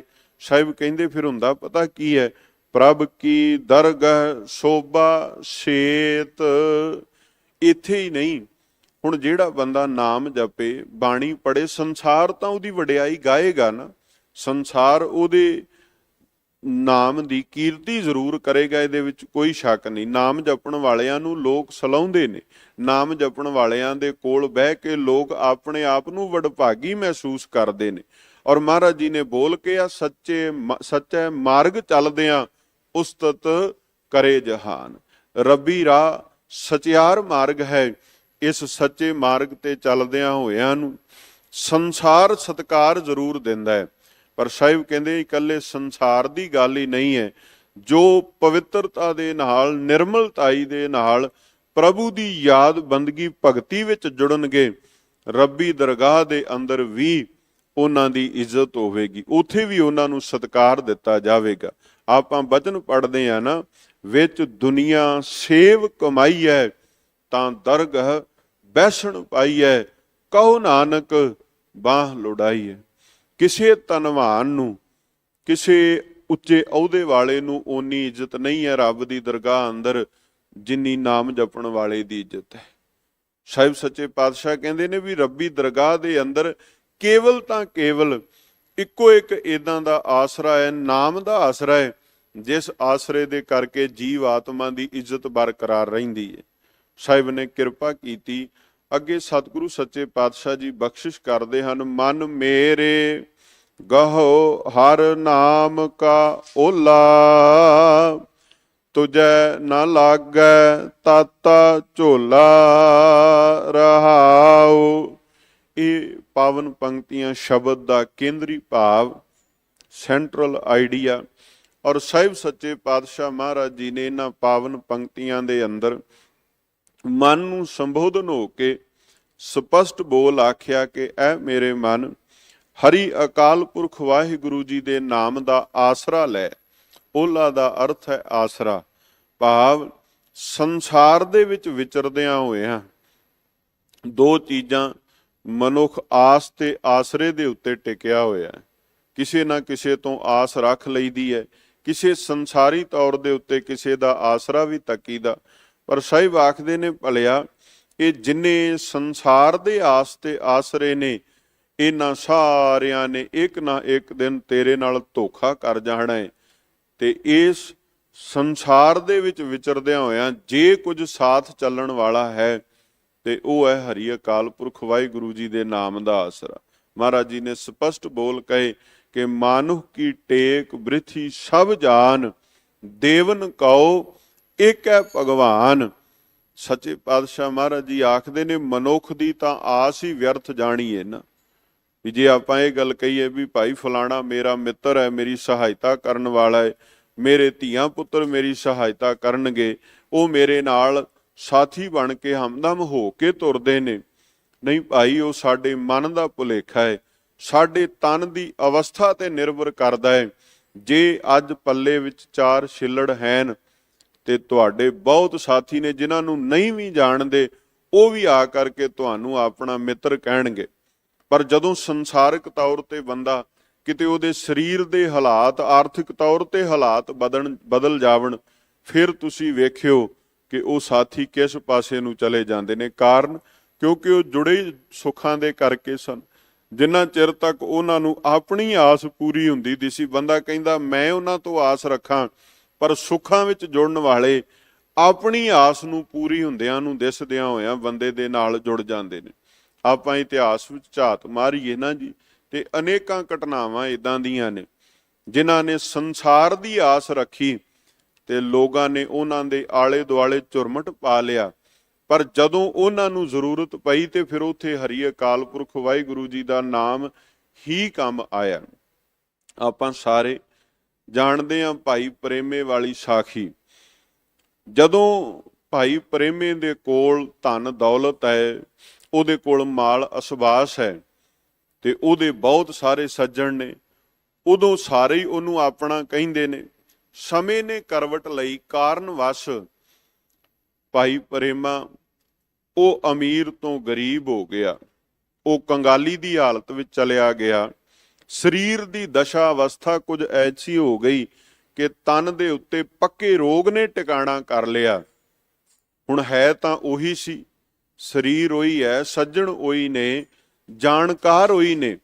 ਪਰ ਜਦੋਂ ਜਾਣਕਾਰਾਂ ਸੱਜਣਾ ਨੇ ਇਹ ਗੱਲ ਸਮਝ ਲਈ ਵੀ ਹੁਣ ਨਾ ਪ੍ਰੇਮੇ ਕੋਲ ਧਨ ਹੈ, ਨਾ ਇਹਦੇ ਕੋਲ ਬੈਠਿਆਂ ਨੂੰ ਕੋਈ ਹੋਰ ਲਾਭ ਪ੍ਰਾਪਤ ਹੋਣਾ, ਤੇ ਉਹਨਾਂ ਨੇ ਆਪਣਾ ਰਾਹ ਰਸਤਾ ਹੀ ਵੱਖਰਾ ਕਰ ਲਿਆ। ਉਹਨਾਂ ਰਸਤਾ ਵੱਖਰਾ ਕਰ ਲਿਆ। ਇੱਥੋਂ ਤੱਕ ਜਿਹੜੇ ਘਰ, ਜਿਹੜੇ ਪਿੰਡ ਵਿੱਚ ਰਹਿੰਦਾ ਸੀ, ਉਹਨਾਂ ਕਿਹਾ ਵੀ ਜਿੱਦਾਂ ਦਾ ਰੋਗ ਇਹਨੂੰ ਹੈ, ਜੇ ਪਿੰਡ ਵਿੱਚ ਬਿਠਾ ਛੜਿਆ ਸਾਰੇ ਪਿੰਡ ਨੂੰ ਰੋਗੀ ਕਰਕੇ ਰੱਖ ਦੇਵੇਗਾ। ਉਹਨਾਂ ਪਿੰਡ ਤੋਂ ਬਾਹਰ ਮੰਜਾ ਕਰ ਦਿੱਤਾ। ਤੇ ਜਦੋਂ ਸਤਿਗੁਰੂ ਨੇ ਕਿਸੇ ਦਾ ਭਲਾ ਕਰਨਾ ਹੈ, ਸਤਿਗੁਰੂ ਤਾਂ ਨਹੀਂ ਵੇਖਦੇ ਵੀ ਇਹਦੇ ਤਨ ਦੀ ਅਵਸਥਾ ਕੀ ਹੈ, ਇਹਦੇ ਸਰੀਰ ਦਾ ਹਾਲ, ਇਹਦੀ ਜੇਬ ਵਿੱਚ ਦਮੜੇ ਕਿੰਨੇ ਹੈ। ਗੁਰੂ ਦਾ ਬਿਰਧ ਤਾਂ ਭਲਾ ਕਰਨਾ ਹੈ, ਗੁਰੂ ਦਾ ਸੁਭਾਅ ਤਾਂ ਬਖਸ਼ੇਂਦ ਹੈ। ਤੇ ਗੁਰੂ ਅਮਰਦਾਸ ਪਿਤਾ ਮਹਾਰਾਜ ਸੱਚੇ ਪਾਤਸ਼ਾਹ ਜੀ ਦੀ ਮੁਬਾਰਕ ਨਜ਼ਰ ਉਸ ਭਾਈ ਪ੍ਰੇਮੇ ਤੇ ਪਈ ਮਹਾਰਾਜ ਨੇ ਆਪ ਉਹਨੂੰ ਇਸ਼ਨਾਨ ਵੀ ਕਰਾਉਂਦੇ, ਮਹਾਰਾਜ ਉਹਦਾ ਇਲਾਜ ਵੀ ਕਰਦੇ, ਤੇ ਉਹਨੂੰ ਆਸਰਾ ਕਿਸ ਚੀਜ਼ ਦਾ ਦਿੱਤਾ? ਨਾਮ ਦਾ ਆਸਰਾ। ਜਿਹਨੂੰ ਸਾਹਿਬ ਨੇ ਆਖਿਆ ਭਾਈ ਕੇਵਲ ਨਾਮ ਦਾ ਓਟ ਤੇ ਆਸਰਾ ਹੋਵੇ ਤੇ ਜੀਵਨ ਵਿੱਚ ਬਹੁਤ ਵੱਡੀ ਤਬਦੀਲੀ ਆ ਜਾਂਦੀ, ਜੀਵਨ ਸਵਾਰਿਆ ਜਾਂਦਾ। ਹੁਣ ਭਾਈ ਪ੍ਰੇਮੇ ਨੂੰ ਜਦੋਂ ਗੁਰੂ ਨਾਨਕ ਸਾਹਿਬ ਮਹਾਰਾਜ ਜੀ ਦੇ ਦਰਬਾਰ ਵਿੱਚੋਂ, ਗੁਰੂ ਅਮਰਦਾਸ ਪਿਤਾ ਮਹਾਰਾਜ ਜੀ ਦੇ ਕੋਲੋਂ ਅਸਲ ਦਾਤ, ਅਸਲ ਆਸਰਾ ਨਾਮ ਪ੍ਰਾਪਤ ਹੁੰਦਾ ਹੈ, ਤੇ ਉਹੀ ਭਾਈ ਪ੍ਰੇਮਾ ਉਹ ਤੰਦਰੁਸਤ ਵੀ ਹੋ ਜਾਂਦਾ ਹੈ, ਤਨ ਕਰਕੇ ਵੀ ਤੰਦਰੁਸਤ ਹੁੰਦਾ ਹੈ ਤੇ ਮਨ ਕਰਕੇ ਵੀ ਚੜ੍ਹਦੀ ਕਲਾ ਵਿੱਚ ਚਲਿਆ ਜਾਂਦਾ ਹੈ। ਔਰ ਇੰਨਾ ਮਹਾਰਾਜ ਸਾਹਿਬ ਸੱਚੇ ਪਾਤਸ਼ਾਹ ਜੀ ਉਹਦੇ ਨਾਲ ਸਨੇਹ ਜਤਾਉਂਦੇ ਨੇ ਕਿ ਸਾਹਿਬ ਉਹਨੂੰ ਆਪਣਾ ਪੁੱਤਰ ਬਣਾ ਕੇ ਜਿੱਥੇ ਉਹਦਾ ਆਨੰਦ ਕਾਰਜ ਕਰਦੇ, ਉੱਥੇ ਜਦੋਂ ਮੰਜੀਆਂ ਥਾਪੀਆਂ ਬਤੌਰ ਪ੍ਰਚਾਰਕ ਭਾਈ ਪ੍ਰੇਮੇ ਨੂੰ ਜਿਹੜਾ ਸੀ ਮੁਰਾਰੀ ਦੇ ਰੂਪ ਅੰਦਰ ਮੰਜੀ ਦੀ ਬਖਸ਼ਿਸ਼ ਵੀ ਕਰ ਦਿੰਦੇ ਨੇ। ਇਹ ਸਾਰਾ ਕੁਝ ਨਾਮ ਦੇ ਕਰਕੇ ਹੈ। ਸਾਹਿਬ ਸੱਚੇ ਪਾਤਸ਼ਾਹ ਮਹਾਰਾਜ ਆਖਦੇ ਨੇ ਭਾਈ ਤੁਸੀਂ ਨਾਮ ਦਾ ਆਸਰਾ ਲਓ, ਨਾਮ ਦੇ ਆਸਰੇ ਸਦਕਾ ਕੀ ਹੋਵੇਗਾ? ਤੁਝੈ ਨਾ ਲੱਗੈ ਤਾਤਾ ਝੋਲਾ। ਜਿਹੜੀ ਵਿਕਾਰਾਂ ਦੀ ਤਪਦੀ ਹੋਈ ਅੱਗ ਹੈ ਉਹ ਨਾਮ ਜਪਣ ਵਾਲਿਆਂ ਨੂੰ ਕਦੇ ਡੁਲਾ ਨਹੀਂ ਸਕਦੀ, ਕਦੇ ਨਹੀਂ ਪਹੁੰਚਦੀ, ਕਿਉਂਕਿ ਨਾਮ ਜਪਣ ਵਾਲੇ ਦੇ ਕੋਲ ਨਾਮ ਦੀ ਸੀਤਲਤਾ ਹੈ, ਨਾਮ ਦੀ ਠੰਡਕ ਹੈ। ਔਰ ਜਿੱਥੇ ਜਿਸ ਹਿਰਦੇ ਵਿੱਚ ਨਾਮ ਵਸਿਆ ਹੋਇਆ ਹੈ ਉੱਥੇ ਵਿਕਾਰਾਂ ਦੀ ਤਪਸ਼ ਆਪਣਾ ਪ੍ਰਭਾਵ ਨਹੀਂ ਪਾ ਸਕਦੀ। ਪਰ ਯਤਨ ਕੀ ਕਰਨਾ ਪਏਗਾ? ਵੀ ਨਾਮ ਨਾਲ ਜੁੜਨਾ ਪਏਗਾ, ਮਨ ਕਰਕੇ ਜੁੜਨਾ ਪਏਗਾ। ਜੇ ਆਪਾਂ ਇਹ ਗੱਲ ਆਖੀਏ ਵੀ ਆਪਾਂ ਗੁਰੂ ਦੇ ਕੋਲੋਂ ਨਮਸਕਾਰ ਕਰਦੇ ਹਾਂ, ਗੁਰੂ ਕੋਲ ਆ ਕੇ ਭੇਟਾਵਾਂ ਹਾਜ਼ਰ ਕਰਦੇ ਹਾਂ, ਬਾਣੀ ਥੋੜਾ ਚਿਰ ਸੁਣ ਲੈਂਦੇ ਹਾਂ ਤੇ ਆਪਾਂ ਬਾਹਰੀ ਤੌਰ ਤੇ ਇੱਕ ਮਰਿਆਦਾ ਨਿਭਾ ਕੇ ਚਲੇ ਜਾਂਦੇ ਹਾਂ, ਤੇ ਮਨ ਇਹ ਗੱਲ ਕਹੇ ਵੀ ਮਨ ਨੂੰ ਜੁੜਨ ਦੀ ਜ਼ਰੂਰਤ ਕੋਈ ਨਹੀਂ ਹੈ। ਨਹੀਂ ਭਾਈ, ਇਹ ਗੁਰੂ ਨਾਨਕ ਦੇਵ ਮਹਾਰਾਜ ਜੀ ਦੇ ਘਰ ਦਾ ਨਿਯਮ ਹੀ ਇਹ ਹੈ ਵੀ ਜਿੰਨਾ ਚਿਰ ਤੁਸੀਂ ਇੱਥੇ ਮਨ ਕਰਕੇ ਨਾ ਜੁੜੇ ਉਹਨਾਂ ਚਿਰ ਤੁਹਾਨੂੰ ਇਸ ਅਦੁੱਤੀ ਦਾਤ ਦਾ ਪਤਾ ਹੀ ਨਹੀਂ ਲੱਗਣਾ ਕਿ ਅਸਲ ਵਿੱਚ ਸਤਿਗੁਰੂ ਸਾਨੂੰ ਦੇਣਾ ਕੀ ਚਾਹੁੰਦੇ ਨੇ। ਵੇਖੋ, ਸੰਸਾਰ ਦੇ ਪਦਾਰਥਾਂ ਦੀ ਤਾਂ ਗੱਲ ਹੀ ਬਹੁਤ ਛੋਟੀ ਰਹਿ ਗਈ। ਸੰਸਾਰੀ ਪਦਾਰਥ ਤਾਂ ਹਰੇਕ ਨੂੰ ਉਹਦੇ ਭਾਗਾਂ ਦੇ ਅਨੁਸਾਰ ਉਹਦੇ ਜੀਵਨ ਵਿੱਚ ਪ੍ਰਾਪਤ ਹੋ ਹੀ ਜਾਣਗੇ, ਇਹਦੇ ਵਿੱਚ ਕੋਈ ਸ਼ੱਕ ਨਹੀਂ। ਜਿੰਨਾ ਕਿਸੇ ਨੂੰ ਲਿਖਿਆ ਹੋਇਆ ਹੈ, ਜਿਵੇਂ ਦਾ ਹੈ ਉਹਨੂੰ ਪ੍ਰਾਪਤ ਜ਼ਰੂਰ ਹੋਵੇਗਾ, ਪਰ ਸਭ ਤੋਂ ਸ੍ਰੇਸ਼ਟ ਦਾਤ ਹੈ ਉਹ ਹੈ ਨਾਮ ਦੀ। ਇਸੇ ਕਰਕੇ ਸਾਹਿਬ ਸੱਚੇ ਪਾਤਸ਼ਾਹ ਮਹਾਰਾਜ ਜੀ ਨੇ ਆਖਿਆ ਵੀ ਜਦੋਂ ਆਪਾਂ ਮੰਗਣਾ ਵੀ ਹੈ ਨਾ ਤੇ ਆਪਾਂ ਨਾਮ ਹੀ ਮੰਗੀਏ ਮਹਾਰਾਜ ਸਾਹਿਬ ਜੀ ਦੇ ਕੋਲੋਂ, ਕਿਉਂਕਿ ਜਦੋਂ ਨਾਮ ਨੂੰ ਛੱਡ ਕੇ ਹੋਰ ਕੁਝ ਮੰਗਣ ਤੁਰ ਪੈਂਦੇ ਆ, ਸਾਹਿਬ ਕਹਿੰਦੇ ਵਿਣ ਤੁਧ ਹੋਰ ਜੇ ਮੰਗਣਾ, ਸਿਰ ਦੁੱਖਾਂ ਕਾ ਦੁੱਖ ਦੇ ਨਾਮ ਸੰਤੋਖੀਆ, ਉਤਰੈ ਮਨ ਕੀ ਭੁੱਖ। ਪਦਾਰਥ ਮੰਗਦੇ ਆ ਪਰ ਪਦਾਰਥ ਕਦੀ ਵੀ ਸਾਡੀ ਤ੍ਰਿਪਤੀ ਨਹੀਂ ਕਰਾ ਸਕਦੇ। ਤ੍ਰਿਪਤੀ ਕਿਵੇਂ ਹੋਵੇਗੀ, ਸੰਤੁਸ਼ਟੀ ਕਿਵੇਂ ਆਵੇਗੀ? ਉਹ ਨਾਮ ਦੇ ਸਦਕਾ ਹੀ ਆਉਣੀ। ਸਾਹਿਬ ਕਹਿੰਦੇ ਨੇ ਵੀ ਤੈਨੂੰ ਵਿਕਾਰਾਂ ਦਾ ਤੱਤਾ ਝੋਲਾ, ਭਾਵ ਤੈਨੂੰ ਵਿਕਾਰ ਤੰਗ ਨਹੀਂ ਕਰਨਗੇ। ਜਿਵੇਂ ਆਪਾਂ ਬਾਣੀ ਵਿੱਚ ਬਚਨ ਪੜ੍ਹਦੇ ਹਾਂ ਔਰ ਅਕਸਰ ਇਹ ਬੋਲ ਸਾਡੀ ਜ਼ੁਬਾਨ ਤੇ ਹੁੰਦਾ, ਸਾਹਿਬ ਜੀ ਦਾ ਤਾਤੀ ਵਾਉ ਨਾ ਲੱਗਈ, ਪਾਰ ਬ੍ਰਹਮ ਸਰਣਾਈ, ਚੌ ਗਿਰਦ ਹਮਾਰਾ ਰਾਮ ਕਾਰ, ਦੁੱਖ ਲੱਗੇ ਨਾ ਪਾਈ। ਨਾਮ ਜਪਣ ਵਾਲੇ ਦੇ ਆਲੇ ਦੁਆਲੇ ਇੱਕ ਔਰਾ ਇਸ ਪ੍ਰਕਾਰ ਦਾ ਬਣ ਜਾਂਦਾ ਹੈ ਕਿ ਜਦੋਂ ਉਹਦੇ ਲਾਗੇ ਕੋਈ ਵਿਕਾਰੀ ਬਿਰਤੀ ਦਾ ਬੰਦਾ ਆਪਣੀ ਜ਼ੁਬਾਨ ਤੋਂ ਕੋਈ ਬੋਲ ਕਵੇ ਤੇ ਉਹਨਾਂ ਬੋਲਾਂ ਦਾ ਅਸਰ ਨਾਮ ਜਪਣ ਵਾਲੇ ਤੇ ਹੁੰਦਾ ਹੀ ਕੋਈ ਨਹੀਂ, ਕਿਉਂਕਿ ਨਾਮ ਦੀ ਤਾਕਤ ਹਿਰਦੇ ਵਿੱਚ ਵਸੀ ਹੋਈ ਹੈ। ਨਾਮ ਜਪਣ ਵਾਲਿਆਂ ਦਾ ਹਿਰਦਾ ਨਾਮ ਨਾਲ ਭਰਿਆ ਪਿਆ ਹੈ, ਉੱਥੇ ਵਿਕਾਰਾਂ ਲਈ ਜਗ੍ਹਾ ਹੈ ਹੀ ਕੋਈ ਨਹੀਂ। ਸਾਹਿਬ ਗੁਰੂ ਅਰਜਨ ਦੇਵ ਸੱਚੇ ਪਾਤਸ਼ਾਹ ਮਹਾਰਾਜ ਜੀ ਸਤਿਗੁਰਾਂ ਨੇ ਇਹ ਸ਼ਬਦ ਦਾ ਰਹਾਉ ਵਾਲਾ ਜੋ ਬੰਦ ਸਾਹਿਬ ਆਖਣ ਲੱਗੇ, ਭਲਿਆ ਤਤ ਸਾਰ ਇਹ ਹੈ ਕਿ ਨਾਮ ਦਾ ਆਸਰਾ ਲੈ, ਨਾਮ ਦੀ ਓਟ ਆਸਰੇ ਤੋਂ ਬਿਨਾਂ ਤੇਰੇ ਜੀਵਨ ਦਾ ਕਦੇ ਭਲਾ ਨਹੀਂ ਹੋ ਸਕਦਾ। ਜਿਨ੍ਹਾਂ ਨੂੰ ਨਾਮ ਦਾ ਆਸਰਾ ਹੈ ਉਹ ਵਿਕਾਰਾਂ ਦੀ ਅੱਗ ਵਿੱਚ ਕਦੀ ਸੜਦੇ ਨਹੀਂ। ਨਾਮ ਦੇ ਆਸਰੇ ਸਦਕਾ ਸੰਸਾਰ ਵਿੱਚ ਰਹਿੰਦਿਆਂ ਹੋਇਆਂ ਚਾਹੇ ਚਾਰੇ ਪਾਸੇ ਮਾਇਆ ਦਾ ਪ੍ਰਭਾਵ, ਔਗਣਾਂ ਦੀ ਦੌੜ ਲੱਗੀ ਹੋਵੇ, ਪਰ ਜਿਨ੍ਹਾਂ ਦੇ ਕੋਲ ਹਰੀ ਵਾਹਿਗੁਰੂ ਜੀ ਦੇ ਨਾਮ ਦੀ ਦਾਤ ਹੈ ਉਹ ਇਹਨਾਂ ਔਗਣਾਂ ਤੋਂ ਸੁਰਖਰੂ ਹੋ ਕੇ ਬਚ ਜਾਂਦੇ ਨੇ। ਔਰ ਇਹ ਤਰੀਕਾ ਵੀ ਇਹੀ ਹੈ। ਸੱਚੇ ਪਾਤਸ਼ਾਹ ਮਹਾਰਾਜ ਜੀ ਦੀ ਪਾਵਨ ਬਾਣੀ ਦਾ ਆਪਾਂ ਬਚਨ ਪੜ੍ਹਦੇ ਹਾਂ ਕਿ ਵੀ ਜਿਹੜੇ ਵਿਕਾਰੀ ਹਿਰਦੇ ਨੇ ਉਹਨਾਂ ਹਿਰਦਿਆਂ ਨੂੰ ਠੰਡਕ ਦੇਣ ਦਾ ਇੱਕੋ ਇੱਕ ਤਰੀਕਾ ਹੈ। ਹੋਰ ਸੰਸਾਰੀ ਤਰੀਕੇ ਵਸੀਲੇ ਵਿਅਰਥ ਚਲੇ ਜਾਂਦੇ ਨੇ। ਸਾਹਿਬ ਆਖਿਆ, ਚੰਦਨ ਚਾਂਦਨਾ ਸਰਦ ਰੁੱਤ, ਮੂਲ ਨਾ ਮਿਟਾਈ ਘਾਮ, ਸੀਤਲ ਥੀ ਵਹਿ ਨਾਨਕਾ, ਜਪੰਦੜੋ ਹਰ ਨਾਮ। ਚੰਦਰਮਾ ਠੰਡਕ ਦਾ ਸੂਚਕ ਹੈ। ਸਰਦੀ ਦੀ ਰੁੱਤ ਆਵੇਗੀ, ਤਨ ਠਰੇਗਾ, ਉਹ ਵੀ ਠੰਡਕ ਹੈ। ਹੋਰ ਬਾਹਰੀ ਤੌਰ ਦੇ ਉੱਤੇ ਜਿੰਨਾ ਮਰਜ਼ੀ ਠੰਡੇ ਰਹਿਣ ਦਾ ਯਤਨ ਕਰੀਏ, ਸਾਹਿਬ ਕਹਿੰਦੇ ਜੇ ਮਨ ਵਿਕਾਰਾਂ ਦੀ ਅੱਗ ਵਿੱਚ ਸੜਦਾ ਪਿਆ ਹੈ ਨਾ, ਤੇ ਤੁਸੀਂ ਭਾਵੇਂ ਚੰਦਰਮਾ ਦੀ ਕਹੋ ਵੀ ਠੰਡਕ ਜਾਂ ਕਹੋ ਰੁੱਤ ਠੰਡੀ ਹੈ, ਤੁਹਾਡਾ ਮਨ ਠੰਡਾ ਨਹੀਂ ਹੋਣ ਲੱਗਾ। ਚੰਦਨ ਚਾਂਦਨਾ ਸਰਦ ਰੁੱਤ, ਚੰਦਨ ਹੈ, ਚੰਦਨ ਨੂੰ ਬੜਾ ਠੰਡਾ ਮੰਨਿਆ ਜਾਂਦਾ, ਉਹਨੂੰ ਘਸਾ ਕੇ ਉਹਦੇ ਲੇਪ ਕਰਕੇ ਲਾਏ ਜਾਂਦੇ ਨੇ, ਪਰ ਮੱਥੇ ਤੇ ਲੱਗਾ ਹੋਇਆ ਲੇਪ ਕੀ ਕਰੇਗਾ ਜਦੋਂ ਵਿਕਾਰਾਂ ਦੀ ਅੱਗ ਹਿਰਦੇ ਵਿੱਚ ਬਲਦੀ ਪਈ ਹੈ। ਸਾਹਿਬ ਆਖਿਆ, ਉਸ ਹਿਰਦੇ ਦੀ ਬਲਦੀ ਹੋਈ ਵਿਕਾਰਾਂ ਵਾਲੀ ਅਗਨੀ, ਉਹਦੀ ਤਪਸ਼ ਤੋਂ ਬਚਣ ਦਾ ਇੱਕੋ ਇੱਕ ਤਰੀਕਾ ਹੈ ਕਿ ਤੁਸੀਂ ਨਾਮ ਨਾਲ ਜੁੜ ਜਾਓ, ਗੁਰੂ ਦੀ ਬਾਣੀ ਨਾਲ ਜੁੜ ਜਾਈਏ, ਗੁਰੂ ਕੀ ਸਿੱਖਿਆ ਨੂੰ ਗ੍ਰਹਿਣ ਕਰ ਲਈਏ। ਸੱਚੇ ਪਾਤਸ਼ਾਹ ਮਹਾਰਾਜ ਜੀ ਅੱਗੇ ਉਦਾਹਰਨਾਂ ਦਿੰਦੇ ਨੇ। ਸਾਹਿਬ ਨੇ ਦ੍ਰਿਸ਼ਟਾਂਤ ਦਿੱਤੇ, ਜਿਉਂ ਬੋਹਿਥ ਭੈ ਸਾਗਰ ਮਾਹੇ, ਅੰਧਕਾਰ ਦੀਪਕ ਦੀਪਾਹੇ। ਤਿੰਨ ਉਦਾਹਰਨਾਂ ਸਤਿਗੁਰੂ ਜੀ ਨੇ, ਤਿੰਨ ਦ੍ਰਿਸ਼ਟਾਂਤ ਦਿੱਤੇ ਕਿ ਜਿਸ ਪ੍ਰਕਾਰ ਸਮੁੰਦਰ ਦੇ ਅੰਦਰ ਕੋਈ ਜਹਾਜ਼ ਹੋਵੇ ਤੇ ਮਨੁੱਖ ਉਸ ਜਹਾਜ਼ ਦੇ ਆਸਰੇ ਦੇ ਸਦਕਾ ਹੀ ਸਮੁੰਦਰ ਨੂੰ ਪਾਰ ਕਰ ਸਕਦਾ ਹੈ। ਹੁਣ ਸਮੁੰਦਰ ਦਾ ਘੇਰਾ ਬੜਾ ਵਿਸ਼ਾਲ ਹੈ, ਉਹਦੀ ਡੂੰਘਾਈ ਦੀ ਗਿਣਤੀ ਮਿਣਤੀ ਕੋਈ ਨਹੀਂ, ਉਹ ਲੰਬਾ ਬਹੁਤ ਜ਼ਿਆਦਾ ਹੈ, ਤੇ ਬੰਦਾ ਇਹ ਯਤਨ ਕਰੇ, ਇਹ ਗੱਲ ਕਹੇ ਵੀ ਮੈਂ ਤਰ ਕੇ ਪਾਰ ਕਰਾਂਗਾ, ਨਹੀਂ, ਉਹਨੂੰ ਆਸਰਾ ਲੈਣਾ ਪਵੇਗਾ। ਇਸੇ ਤਰ੍ਹਾਂ ਇਹ ਭਵ ਸਾਗਰ, ਇਹ ਸੰਸਾਰ ਸਮੁੰਦਰ ਹੈ, ਇੱਥੇ ਬੰਦਾ ਆਪਣੀ ਅਕਲ ਤੇ ਸਿਆਣਪ ਦੇ ਨਾਲ ਨਹੀਂ ਚੱਲ ਸਕਦਾ। ਹਾਂ, ਨਿਮਰ ਭਾਵ ਵਿੱਚ ਆ ਕੇ ਨਾਮ ਦਾ, ਗੁਰੂ ਕੀ ਬਾਣੀ ਦਾ ਆਸਰਾ ਲੈ ਲਵੇ ਤੇ ਭਵ ਸਾਗਰ ਤੋਂ ਪਾਰ ਜ਼ਰੂਰ ਹੋਇਆ ਜਾ ਸਕਦਾ। ਸਾਹਿਬ ਕਹਿੰਦੇ ਜਿਵੇਂ ਕਿਸੇ ਮਨੁੱਖ ਦੇ ਲਈ ਸਮੁੰਦਰ ਦੇ ਅੰਦਰ ਬੋਹਿਤ ਜਿਹੜਾ ਹੈ, ਜਹਾਜ਼ ਜਿਹੜਾ ਹੈ, ਉਹਨੂੰ ਪਾਰ ਉਤਾਰਨ ਦਾ ਕੰਮ ਕਰਦਾ। ਦੂਜੀ ਉਦਾਹਰਣ ਦਿੱਤੀ, ਅੰਧਕਾਰ ਦੀਪਕ ਦੀਪਾਹੇ, ਦੀਪਕ ਤੋਂ ਭਾਵ ਦੀਵਾ। ਹੁਣ ਦੀਵੇ ਦਾ ਧਰਮ ਕੀ ਹੈ? ਦੀਵੇ ਵਿੱਚ ਤੇਲ ਹੋਵੇ, ਉਸ ਤੇਲ ਵਿੱਚ ਬੱਟੀ ਹੋਵੇ, ਉਹਨੂੰ ਅੱਗ ਲਾਈ ਜਾਵੇ ਤੇ ਉਹ ਦੀਵਾ ਚਾਨਣ ਕਰ ਦਿੰਦਾ ਹੈ। ਔਰ ਜਦੋਂ ਦੀਵੇ ਦਾ ਚਾਨਣ ਪ੍ਰਕਾਸ਼ ਹੋਵੇਗਾ ਤੇ ਮਨੁੱਖ ਠੇਡੇ ਖਾਣੋਂ ਬਚ ਜਾਂਦਾ ਹੈ। ਬਿਲਕੁਲ ਇਸੇ ਤਰ੍ਹਾਂ ਮਨ ਅੰਦਰ ਸ਼ਬਦ ਦਾ ਚਾਨਣ ਹੋਵੇ, ਜਦੋਂ ਸ਼ਬਦ ਦਾ ਆਸਰਾ ਮਨ ਨੂੰ ਪ੍ਰਾਪਤ ਹੋ ਜਾਵੇ ਤੇ ਸਾਨੂੰ ਫਿਰ ਔਗਣਾਂ ਦੇ ਠੇਡੇ ਨਹੀਂ ਵੱਜਦੇ। ਸਤਿਗੁਰੂ ਦੇ ਸ਼ਬਦ ਵਿੱਚ ਇਹ ਤਾਕਤ ਹੈ ਕਿ ਸਤਿਗੁਰੂ ਦੇ ਸ਼ਬਦ ਦਾ ਚਾਨਣ ਸਾਨੂੰ ਸਿੱਧੇ ਰਸਤੇ ਦੇ ਉੱਤੇ ਤੋਰਦਾ ਹੈ। ਜਿਸ ਮਾਰਗ ਦੇ ਬਾਰੇ ਆਪਾਂ ਨੂੰ ਨਹੀਂ ਪਤਾ, ਸਤਿਗੁਰੂ ਜੀ ਉਸ ਮਾਰਗ ਦੇ ਬਾਰੇ ਆਪਣੇ ਸ਼ਬਦ ਵਿੱਚੋਂ ਸਾਨੂੰ ਗਿਆਨ ਬਖਸ਼ਿਸ਼ ਕਰ ਦਿੰਦੇ ਨੇ।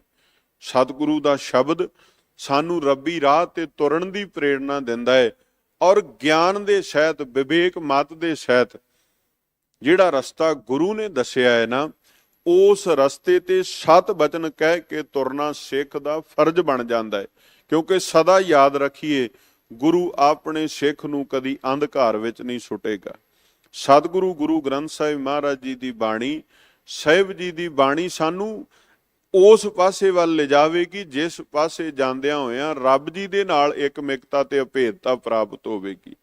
ਮਹਾਰਾਜ ਸਾਹਿਬ ਜੀ ਸਾਡੇ ਤੇ ਇਹ ਕਿਰਪਾ ਕਰਦੇ ਨੇ ਕਿ ਸਾਨੂੰ ਧਰਮ ਦੇ ਰਾਹ ਤੇ ਤੁਰਨ ਦੀ ਸਿੱਖਿਆ ਗੁਰੂ ਕੋਲੋਂ ਪ੍ਰਾਪਤ ਹੋ ਜਾਵੇ।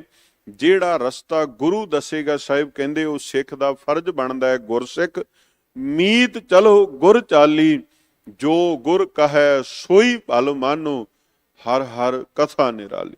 ਐ ਗੁਰਸਿੱਖ ਮਿੱਤਰ, ਤੂੰ ਗੁਰੂ ਦੇ ਦੱਸੇ ਹੋਏ ਰਾਹ ਤੇ ਚੱਲ। ਜਿਹੜਾ ਰਾਹ ਗੁਰੂ ਦੱਸ ਰਿਹਾ, ਸਤਿਗੁਰੂ ਕਹਿ ਰਹੇ ਨੇ, ਭਲਿਆ ਤੈਨੂੰ ਅੰਮ੍ਰਿਤ ਵੇਲੇ ਉੱਠਣਾ ਚਾਹੀਦਾ ਹੈ, ਤੈਨੂੰ ਬਾਣੀ ਪੜ੍ਹਨੀ ਚਾਹੀਦੀ ਹੈ, ਤੈਨੂੰ ਮਨ ਕਰਕੇ ਗੁਰੂ ਦੀ, ਹਰੀ ਅਕਾਲ ਪੁਰਖ ਵਾਹਿਗੁਰੂ ਜੀ ਦੀ ਸਾਧਨਾ ਸਿਮਰਨ ਵਿੱਚ ਜੁੜਨਾ ਚਾਹੀਦਾ ਹੈ। ਤੂੰ ਸਤ ਕਹਿ ਕੇ ਉਸ ਪਾਸੇ ਨੂੰ ਜੁੜ ਜਾ। ਗੁਰੂ ਦੇ ਕੀਤੇ ਹੋਏ ਤੇ ਤਰਕ ਨਹੀਂ ਕਰਨਾ, ਗੁਰੂ ਦੇ ਕੀਤੇ ਹੋਏ ਤੇ ਕੋਈ ਸ਼ੱਕ ਨਹੀਂ ਲੈ ਕੇ ਆਉਣਾ। ਕਿਉਂਕਿ ਯਾਦ ਰੱਖੀਏ, ਗੁਰੂ ਹਲਤ ਤੇ ਪਲਤ, ਦੋਵੇਂ ਜਹਾਨਾਂ ਦਾ ਮਾਲਕ ਹੈ। ਸਤਿਗੁਰੂ ਦੋਹਾਂ ਪਾਸਿਆਂ ਦੀ ਸੋਝੀ ਰੱਖਦੇ ਨੇ।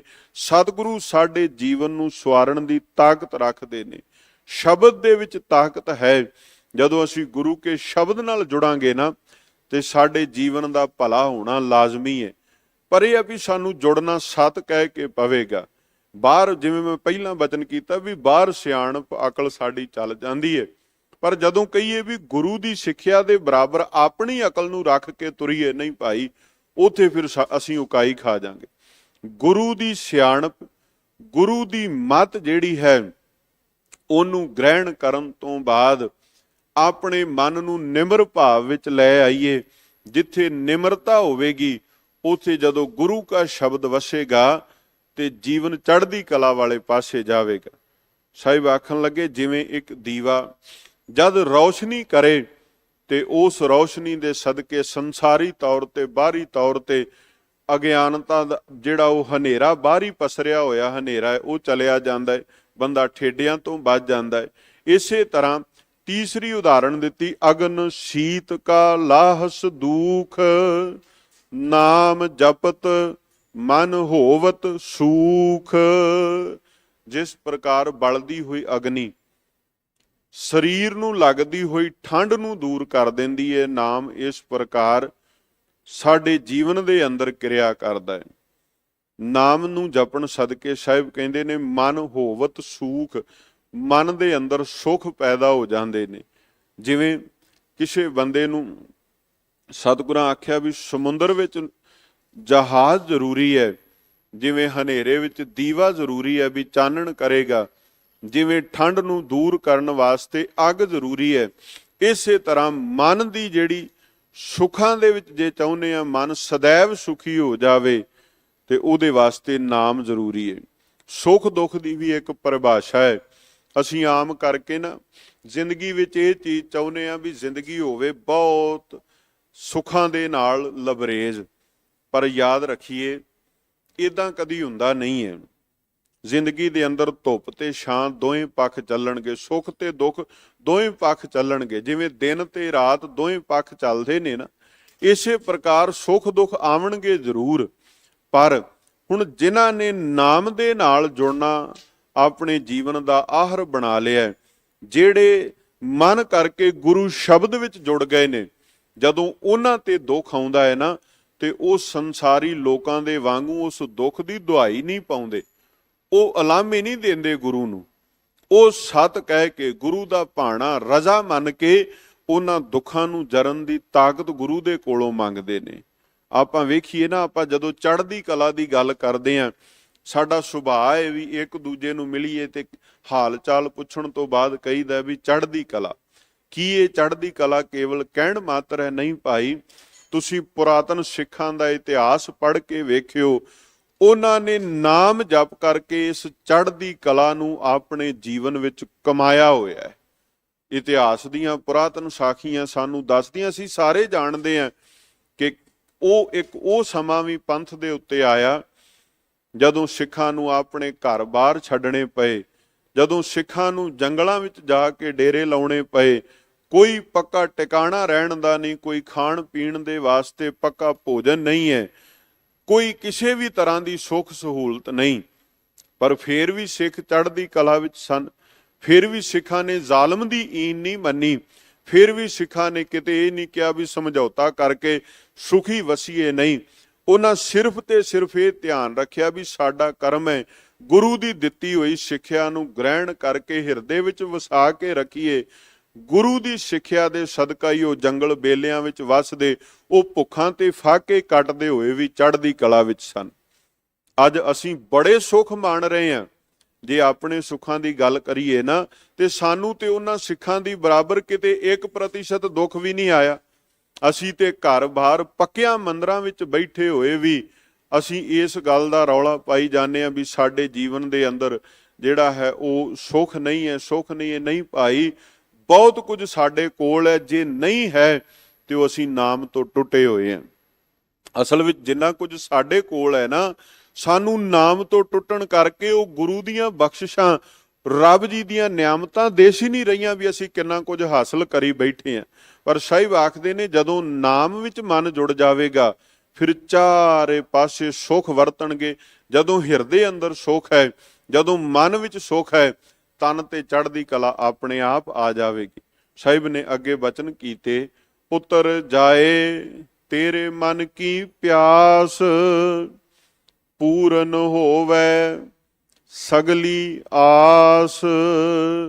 ਫਿਰ ਸਤਿਗੁਰੂ ਸੱਚੇ ਪਾਤਸ਼ਾਹ ਆਖਣ ਲੱਗੇ, ਭਾਈ ਜਦੋਂ ਨਾਮ ਦਾ ਆਸਰਾ ਹਿਰਦੇ ਅੰਦਰ, ਤੇ ਫਿਰ ਜਿਹੜੀ ਪਦਾਰਥਾਂ ਦੀ ਪਿਆਸ ਹੈ ਨਾ, ਜਿਹੜੀ ਪਹਿਲਾਂ ਮਾਇਆ ਦੇ ਵਿੱਚ ਰਤੇ ਹੋਣ ਕਰਕੇ ਬਾਰ-ਬਾਰ ਕੋਈ ਨਾ ਕੋਈ ਮੰਗ ਉੱਠ ਖਲੋਂਦੀ ਸੀ, ਜਿਹਦੇ ਸਦਕਾ ਬਾਰ-ਬਾਰ ਮਨ ਜਿਹੜਾ ਸੀ ਉਹ ਭਟਕੀ ਜਾਵੇ, ਬਾਰ-ਬਾਰ ਕਿਸੇ ਹੋਰ ਦਰ ਦਰਬਾਰ ਨੂੰ ਲੱਭਦਾ ਫਿਰੇ। ਸਾਹਿਬ ਕਹਿੰਦੇ ਜਦੋਂ ਨਾਮ ਵਿੱਚ ਮਨ ਜੁੜਿਆ ਹੋਵੇ ਨਾ, ਫਿਰ ਇਹ ਸਾਰੀਆਂ ਤ੍ਰਿਸ਼ਨਾਵਾਂ, ਇਹ ਲਾਲਸਾਵਾਂ ਖਤਮ ਹੋ ਜਾਂਦੀਆਂ ਨੇ। ਇਹ ਸਾਰਾ ਕੁਝ ਕਦੋਂ ਖਤਮ ਹੁੰਦਾ ਹੈ? ਆਪਾਂ ਰੋਜ਼ ਬਚਨ ਪੜ੍ਹਦੇ ਹਾਂ, ਸਾਚਾ ਨਾਮ ਮੇਰਾ ਆਧਾਰੋ, ਸਾਚ ਨਾਮ ਆਧਾਰ ਮੇਰਾ, ਜਿਨ ਭੁੱਖਾਂ ਸਭ ਗਵਾਈਆਂ। ਜਦੋਂ ਨਾਮ ਆਸਰਾ ਬਣਿਆ ਇਸ ਜਿੰਦ ਦਾ, ਇਸ ਮਨ ਦਾ, ਤੇ ਉਸ ਨਾਮ ਦੇ ਆਸਰਾ ਬਣ ਜਾਣ ਤੋਂ ਬਾਅਦ ਇਦਾਂ ਨਹੀਂ ਹੋ ਸਕਦਾ ਵੀ ਬੰਦਾ ਫੇਰ ਬਾਰ-ਬਾਰ ਪਦਾਰਥਾਂ ਵਾਲੇ ਪਾਸੇ ਨੂੰ ਤੁਰਿਆ ਰਹੇ। ਨਹੀਂ ਭਾਈ, ਉਹਨੂੰ ਦਾਤੇ ਦੀ ਸਮਝ ਆ ਜਾਂਦੀ ਹੈ। ਇਸ ਗੱਲ ਦਾ ਮਨ ਦੇ ਅੰਦਰ ਵਿਸ਼ਵਾਸ ਪੈਦਾ ਹੋ ਜਾਂਦਾ ਹੈ ਵੀ ਜਦੋਂ ਦਾਤਾ ਹਿਰਦੇ ਵਿੱਚ ਹੈ ਤੇ ਦਾਤਾਂ ਦੇ ਮਗਰ ਕੀ ਭੱਜਣਾ। ਸਾਡੀ ਅਧੋਗਤੀ ਇਹ ਹੈ ਵੀ ਅਸੀਂ ਦਾਤਾਂ ਦੇ ਮਗਰ ਭੱਜਦੇ ਹੋਇਆਂ ਨੇ ਅਸੀਂ ਦਾਤੇ ਨੂੰ ਉੱਕਾ ਹੀ ਵਿਸਾਰ ਦਿੱਤਾ ਹੈ। ਅਸਲ ਚਾਹੀਦਾ ਕੀ ਸੀ? ਸਿੱਖ ਦਾ ਨਾਤਾ ਗੁਰੂ ਦਾਤੇ ਦੇ ਨਾਲ ਹੋਣਾ ਚਾਹੀਦਾ ਸੀ। ਤੇ ਜਦੋਂ ਸਿੱਖ ਦਾ ਨਾਤਾ ਗੁਰੂ ਦਾਤੇ ਨਾਲ ਬਣ ਜਾਵੇ, ਸਿੱਖ ਫਿਰ ਦਾਤਾਂ ਵੱਲ ਧਿਆਨ ਨਹੀਂ ਕਰਦਾ, ਸਿੱਖ ਨੂੰ ਦਾਤਾ ਸ੍ਰੇਸ਼ਟ ਦਿਸਦਾ ਹੈ। ਪਤਾ ਹੈ ਵੀ ਦਾਤੇ ਦੇ ਨਾਲ ਜੁੜਿਆਂ ਸਾਰਾ ਕੁਝ ਜੀਵਨ ਵਿੱਚ ਆਵੇਗਾ, ਪਰ ਭਰੋਸਾ, ਸਿਦਕ ਤੇ ਸ਼ਰਧਾ, ਪਿਆਰ, ਵਿਸ਼ਵਾਸ ਦਾ ਪੱਲਾ ਤੇ ਪਕੜਨਾ ਪਵੇਗਾ ਨਾ। ਸਾਹਿਬ ਕਹਿੰਦੇ ਤੇਰੇ ਮਨ ਦੀ ਪਿਆਸ ਖਤਮ ਹੋ ਜਾਵੇਗੀ, ਉਹ ਪਿਆਸ ਜਿਹੜੀ ਪਦਾਰਥਾਂ ਦੇ ਕੋਲੋਂ ਨਹੀਂ ਬੁਝੀ। ਪਦਾਰਥਾਂ ਦੇ ਨਾਲ ਬੰਦੇ ਦੀ ਕਦੀ ਤ੍ਰਿਪਤੀ ਨਹੀਂ ਹੋਈ। ਪਦਾਰਥਾਂ ਦੀ ਤ੍ਰਿਪਤੀ ਜਿਹੜੀ ਹੈ ਉਹ ਥੋੜ ਚਿਰੀ ਹੈ। ਆਪਾਂ ਕਹਿ ਤੇ ਦਿੰਨੇ ਆ ਨਾ ਵੀ ਬੜਾ ਮਨਪਸੰਦ ਭੋਜਨ ਸੀ, ਮਨ ਭਾਉਂਦਾ ਛਕ ਲਿਆ, ਮਨ ਭਾਉਂਦਾ ਪਾ ਲਿਆ, ਪਰ ਕੀ ਉਹ ਛਕਣ ਤੇ ਪਾਉਣ ਤੋਂ ਬਾਅਦ ਤ੍ਰਿਪਤ ਹੋ ਗਏ ਆ? ਨਹੀਂ, ਅਗਲਾ ਦਿਨ ਚੜਿਆ, ਪਾਉਣ ਨੂੰ ਵੀ ਦੁਬਾਰਾ ਚਾਹੀਦਾ ਤੇ ਖਾਣ ਨੂੰ ਵੀ ਦੁਬਾਰਾ ਚਾਹੀਦਾ। ਪਰ ਸਾਹਿਬ ਕਹਿੰਦੇ ਇੱਕ ਨਾਮ ਰੂਪ ਭੋਜਨ ਹੈ, ਉਹਨੂੰ ਆਤਮਾ ਛਕ ਲਵੇ ਤਾਂ ਇੱਕ ਬਚਨ ਸਾਹਿਬ ਜੀ ਦਾ ਆਪਾਂ ਅਕਸਰ ਪੜ੍ਹਦੇ ਹਾਂ, ਤ੍ਰਿਪਤ ਭਈ ਸੱਚ ਭੋਜਨ ਖਾਇਆ। ਫਿਰ ਅਸਲ ਤ੍ਰਿਪਤੀ ਹੁੰਦੀ ਹੈ ਕਿਉਂਕਿ ਆਤਮਾ ਨੇ ਅਸਲ ਨਾਮ ਰੂਪੀ ਭੋਜਨ ਨੂੰ ਛਕ ਲਿਆ। ਸਾਹਿਬ ਕਹਿੰਦੇ ਪੂਰਨ ਹੋਵੇ ਸਗਲੀ ਆਸ। ਸਾਰੇ ਅਸੀਂ ਆਸ ਦੇ ਬੱਝੇ ਹੋਏ, ਕਿਤੇ ਨਾ ਕਿਤੇ ਕੋਈ ਨਾ ਕੋਈ ਆਸ ਸਾਡੀ ਹੈ। ਗੁਰੂ ਦੇ ਕੋਲ ਆਉਨੇ ਆ, ਮਨ ਦੀ ਜਿਹੜੀ ਬੇਬਲਤਾ ਹੈ ਉਹ ਹਾਜ਼ਰ ਕਰਦੇ ਆ। ਕੋਈ ਅਰਦਾਸ ਕਰਾਈ ਦੀ ਹੈ, ਆਸ ਰੱਖ ਕੇ ਕਰਾਈ ਦੀ ਹੈ। ਕੋਈ ਸੁੱਖਾਂ ਦੀ ਆਸ ਲੈ ਕੇ ਆਉਂਦਾ ਹੈ, ਕੋਈ ਕਾਰੋਬਾਰ ਦੇ ਵਾਧੇ ਦੀ ਆਸ ਲੈ ਕੇ ਆਉਂਦਾ ਹੈ, ਕੋਈ ਕਿਸੇ ਪ੍ਰਕਾਰ, ਹਰ ਬੰਦਾ ਆਸ ਕਰਕੇ ਆ ਰਿਹਾ। ਪਰ ਸਾਹਿਬ ਕਹਿੰਦੇ ਨੇ ਭਲਿਆ ਤੂੰ ਪ੍ਰੇਮ ਦੇ ਸਹਿਤ ਆ, ਨਿਰਮਲ ਭਾਵਨਾ ਦੇ ਸਹਿਤ ਆ। ਤੈਨੂੰ ਆਪਣੀਆਂ ਆਸਾਂ ਨੂੰ ਛੱਡ, ਜਦੋਂ ਰੱਬ ਜੀ ਦਾ ਪਿਆਰ ਪ੍ਰਾਪਤ ਹੋਇਆ ਨਾ, ਤੇ ਤੇਰੀਆਂ ਸਾਰੀਆਂ ਆਸਾਂ, ਮੁਰਾਦਾਂ, ਤੇਰੀਆਂ ਭਾਵਨਾਵਾਂ, ਸਾਰਾ ਕੁਝ ਆਪੇ ਪੂਰਨ ਹੁੰਦਾ ਤੁਰਿਆ ਜਾਏਗਾ। ਡੋਲੇ ਨਾਹੀ ਤੁਮਰਾ ਚੀਤ, ਅੰਮ੍ਰਿਤ ਨਾਮ ਜਪ ਗੁਰਮੁਖ ਮੀਤ। ਸਾਹਿਬ ਆਖਦੇ ਫਿਰ ਡੋਲਣਾ ਭਾਵ ਜਿਹੜੀ ਇੱਕ ਐਸੀ ਦ੍ਰਿੜਤਾ ਪ੍ਰਾਪਤ ਹੋਵੇਗੀ ਕਿ ਬੰਦਾ ਫਿਰ ਵਿਕਾਰਾਂ ਦੇ ਅੱਗੇ ਹਾਰ ਨਹੀਂ ਮੰਨੇਗਾ। ਉਹਨਾਂ ਚਿਰ ਤੱਕ ਪੈਰ ਡਗਮਗਾਉਂਦੇ ਨੇ, ਉਹਨਾਂ ਚਿਰ ਤੱਕ ਸਾਡੀ ਅਵਸਥਾ ਇਕਸਾਰ ਨਹੀਂ ਰਹਿੰਦੀ, ਜਿੰਨਾ ਚਿਰ ਤੱਕ ਅਸੀਂ ਗੁਰੂ ਦੇ ਨਾਮ ਨਾਲ ਨਹੀਂ, ਗੁਰੂ ਸ਼ਬਦ ਨਾਲ ਨਹੀਂ ਜੁੜਦੇ। ਜਦੋਂ ਗੁਰੂ ਸ਼ਬਦ ਦਾ ਆਸਰਾ ਲੈ ਲਿਆ ਨਾ, ਤੇ ਫਿਰ ਸਾਹਿਬ ਜੀ ਦੀ ਬਾਣੀ, ਬਾਬਾ ਕਬੀਰ ਸਾਹਿਬ ਜੀ ਕਹਿੰਦੇ ਨੇ, ਤੂੰ ਮੇਰੋ ਮੇਰ ਪਰਬਤ ਸੁਆਮੀ, ਓਟ ਗਹੀ ਮੈਂ ਤੇਰੀ, ਨਾ ਤੁਮ ਡੋਲੋ ਨਾ ਹਮ ਗਿਰਤੇ, ਰੱਖ ਲੀਨੀ ਹਰ ਮੇਰੀ। ਜਦੋਂ ਆਸਰਾ ਸ਼ਬਦ ਦਾ, ਜਦੋਂ ਆਸਰਾ ਵਾਹਿਗੁਰੂ ਅਕਾਲ ਪੁਰਖ ਜੀ ਦਾ ਹੈ, ਸਾਹਿਬ ਕਹਿੰਦੇ ਨਾਮ ਨੂੰ ਜਪੀਏ ਇਹ ਗੁਰਮੁਖ ਸੱਜਣ। ਉਹ ਅੰਮ੍ਰਿਤ ਨਾਮ ਜਿਹੜਾ ਜੀਵਨ ਸਵਾਰਨ ਵਾਲਾ ਹੈ, ਜੀਵਨ ਨੂੰ ਅਮਰ ਕਰ ਦੇਣ ਵਾਲਾ ਹੈ, ਉਸ ਨਾਮ ਨਾਲ ਜੁੜ ਜਾਈਏ ਤੇ ਕਦੀ ਵੀ ਢਹਿੰਦੀ ਕਲਾ ਵਾਲੇ ਪਾਸੇ ਨਹੀਂ ਜਾਵਾਂਗੇ। ਦ੍ਰਿੜਤਾ ਆਵੇਗੀ, ਸਥਿਰਤਾ ਆਵੇਗੀ, ਨਾਮ ਜਪਣ ਵਾਲਿਆਂ ਦਾ ਅੰਦਰ ਵੀ ਟਿਕਿਆ ਹੁੰਦਾ ਹੈ, ਤੇ ਉਹ ਟਿਕੇ ਹੋਏ ਅੰਦਰ ਦੇ ਕਰਕੇ ਹੀ ਜੀਵਨ ਦੇ ਅੰਦਰ ਕੋਈ ਵੀ ਹਾਲਾਤ ਹੋਵਣ ਉਹ ਕਦੀ ਵੀ ਡੋਲਦੇ ਨਹੀਂ, ਉਹ ਕਦੀ ਵੀ ਭਟਕਦੇ ਨਹੀਂ, ਕਿਉਂਕਿ ਉਹਨਾਂ ਦਾ ਆਸਰਾ, ਉਹਨਾਂ ਦੀ ਓਟ ਕੇਵਲ ਅਕਾਲ ਪੁਰਖ ਵਾਹਿਗੁਰੂ ਜੀ ਹੈ। ਨਾਮ ਔਖਦ ਸੋਈ ਜਨ ਪਾਵੈ, ਕਰ ਕਿਰਪਾ ਜਿਸ ਆਪ ਦਿਵਾਵੈ। ਸਾਹਿਬ ਕਹਿੰਦੇ ਹੁਣ ਇਹ ਨਾਮ ਇੱਕ ਔਸ਼ਧੀ ਹੈ, ਔਖਦ ਭਾਵ ਹੈ ਦਵਾਈ, ਤੇ ਇਹ ਪ੍ਰਾਪਤ ਕਿਹਨਾਂ ਨੂੰ ਹੁੰਦਾ ਹੈ? ਜਿਨ੍ਹਾਂ ਤੇ ਹਰੀ ਅਕਾਲ ਪੁਰਖ ਵਾਹਿਗੁਰੂ ਤਰੁੱਠ ਜਾਵੇ। ਹਰੀ ਤਰੁੱਠੇ ਤੇ ਗੁਰੂ ਦੇ ਕੋਲੋਂ ਇਸ ਨਾਮ ਰੂਪੀ ਦਵਾ ਦਾਤ ਦੀ ਪ੍ਰਾਪਤੀ ਹੋ ਜਾਂਦੀ। ਸਾਹਿਬ ਦਾ ਬੋਲ ਹੈ, ਸਤਿਗੁਰੂ ਕਹਿੰਦੇ ਨੇ ਜਿਹਨੂੰ ਕਿਤੇੋਂ ਵੀ ਕਿਸੇ ਪਾਸਿਓਂ ਵੀ ਕੋਈ ਹੋਰ ਆਸਰਾ ਨਹੀਂ ਨਾ ਲੱਭ ਰਿਹਾ, ਉਹ ਨਾਮ ਰੂਪੀ ਔਸ਼ਧੀ ਨੂੰ ਪ੍ਰਾਪਤ ਕਰ ਲਵੇ, ਕਿਉਂਕਿ ਸਰਬ ਰੋਗ ਕਾ ਔਖਦ ਨਾਮ, ਸਾਰੇ ਦੁੱਖਾਂ ਦੀ, ਉਹ ਤੁਹਾਡੇ ਤਨ ਦੇ ਦੁੱਖ ਨੇ, ਤੁਹਾਡੇ ਮਨ ਦੇ ਦੁੱਖ ਨੇ, ਵਿਕਾਰ ਨੇ, ਔਗਣ ਨੇ, ਉਹਨਾਂ ਸਭਨਾਂ ਦੀ ਇੱਕੋ ਇੱਕ ਔਸ਼ਧੀ ਹੈ, ਉਹ ਹੈ ਨਾਮ। ਪ੍ਰਾਪਤ ਕਿਵੇਂ ਹੋਵੇਗਾ? ਯਤਨ ਅਸੀਂ ਕਰਨਾ ਹੈ, ਅਰਦਾਸ ਅਸੀਂ ਕਰਨੀ ਹੈ, ਵਾਹਿਗੁਰੂ ਅਕਾਲ ਪੁਰਖ ਤਰੁੱਠਣਗੇ, ਗੁਰੂ ਦੀ ਪ੍ਰਾਪਤੀ ਹੋਵੇਗੀ। ਗੁਰੂ ਦੀ ਪ੍ਰਾਪਤੀ ਵਿੱਚੋਂ ਉਸ ਨਾਮ ਦੀ ਦਾਤ ਸ਼ਬਦ ਦੇ ਰਾਹੀਂ ਸਾਨੂੰ ਪ੍ਰਾਪਤ ਹੋਵੇਗੀ। ਹਰ ਹਰ ਨਾਮ ਜਾ ਕੈ ਹਿਰਦੈ ਵਸੈ, ਦੁਖ ਦਰਦ ਤੇਹ ਨਾਨਕ ਨਸੈ। ਸਾਹਿਬ ਜੀ ਸ਼ਬਦ ਦੀ ਸਮਾਪਤੀ ਪਾਵਨ ਪੰਕਤੀਆਂ ਬਖਸ਼ਿਸ਼ ਕਰ ਰਹੇ ਹਨ ਕਿ ਜਿਨ੍ਹਾਂ ਦੇ ਹਿਰਦੇ ਅੰਦਰ ਹਰੀ ਅਕਾਲ ਪੁਰਖ ਵਾਹਿਗੁਰੂ ਜੀ ਦਾ ਨਾਮ ਵਸ ਜਾਵੇ, ਉਸ ਨਾਮ ਦੇ ਵਸਣ ਕਰਕੇ ਉਸ ਹਿਰਦੇ ਵਿੱਚੋਂ, ਉਸ ਜੀਵਨ ਦੇ ਵਿੱਚੋਂ ਦੁੱਖ ਦਰਦ ਦਲਿੱਦਰਤਾ ਸਾਰਾ ਕੁਝ ਖਤਮ ਹੋ ਜਾਂਦਾ ਹੈ। ਸਤਿਗੁਰੂ ਸ੍ਰੀ ਗੁਰੂ ਗ੍ਰੰਥ ਸਾਹਿਬ ਮਹਾਰਾਜ ਜੀ ਕਿਰਪਾ ਕਰਨ, ਗਰੀਬ ਨਿਵਾਜ ਜੀ ਦੀ ਪਾਵਨ ਪਵਿੱਤਰ ਬਾਣੀ ਦੀ ਇਹ ਵਿਚਾਰ ਸਾਡੇ ਜੀਵਨ ਦਾ ਆਸਰਾ ਬਣ ਜਾਵੇ, ਇਹ ਅਰਦਾਸ ਕਰੀਏ। ਸਤਿਗੁਰੂ ਕਿਰਪਾ ਕਰਨ ਸਾਨੂੰ ਸਾਰਿਆਂ ਨੂੰ ਆਪਣੇ ਦਰ ਦੇ ਉੱਤੋਂ ਨਾਮ ਦੀ ਅਮੋਲਕ ਦਾਤ ਨਾਲ ਨਿਵਾਜਣ, ਤਾਂ ਕਿ ਲੋਕ ਸੁਖੀਏ ਪਰਲੋਕ ਸੁਹੇਲੇ ਹੋ ਸਕਣ। ਇੰਨੀਆਂ ਬੇਨਤੀਆਂ ਪ੍ਰਵਾਨ ਕਰਨੀਆਂ। ਵਿਚਾਰ ਕਰਦਿਆਂ ਹੋਈ